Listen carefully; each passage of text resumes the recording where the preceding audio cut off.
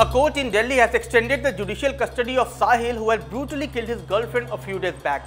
Reports are also indicating that the authorities might submit a request in the court soon to conduct a narco test on him, since he is reportedly constantly changing his versions.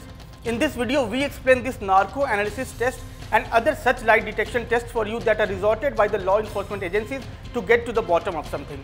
Let's start with the most commonly known method in the public domain, the narco-analysis test. In a narco-analysis test, a drug, sodium pentothal, that is also known as Thiopentone, is injected into a person to place them in a hypnotic state.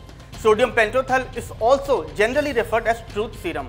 It is assumed that the subject's imagination would be neutralized and that they will then divulge information that they believe is true according to their own knowledge.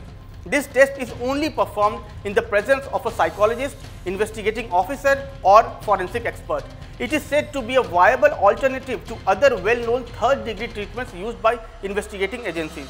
An accused is only subjected to the test if he or she is medically fit.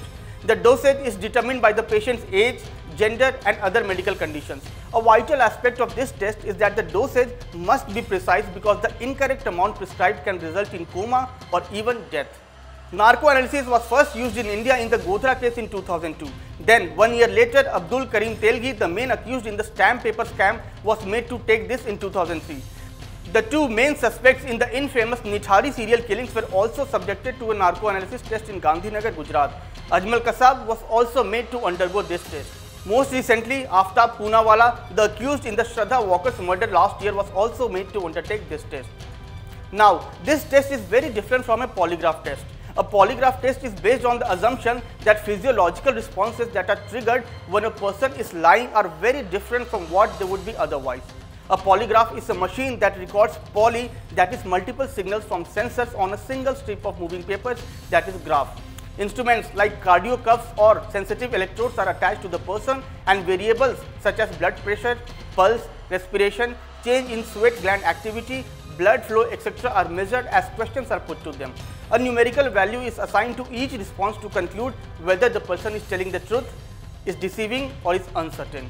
Dr. Rajesh Talwar and Dr. Nupur Talwar, who were accused of killing their daughter Arushi in Noida in 2008, were given polygraph tests. A video of the narco test on their compounder Krishna was leaked to the media back then. Then there is a P300 test, or a brain mapping test. When the brain identifies the person's sound, it produces a particular type of electric wave which is called P300. During the test, the person is seated in front of the monitor and he is further showed some images or made to hear different types of sound. Then sensors are attached to the patient's brain that starts monitoring electrical activity in the brain and record them as P300 waves.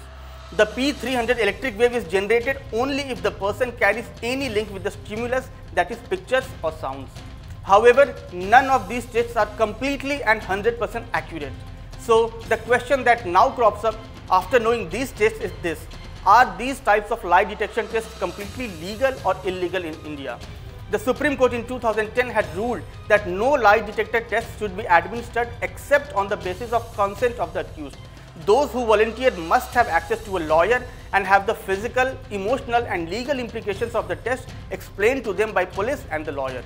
Like confessions made to the police, narco-analysis tests generally don't have legal validity, as it is made by a semi-conscious person.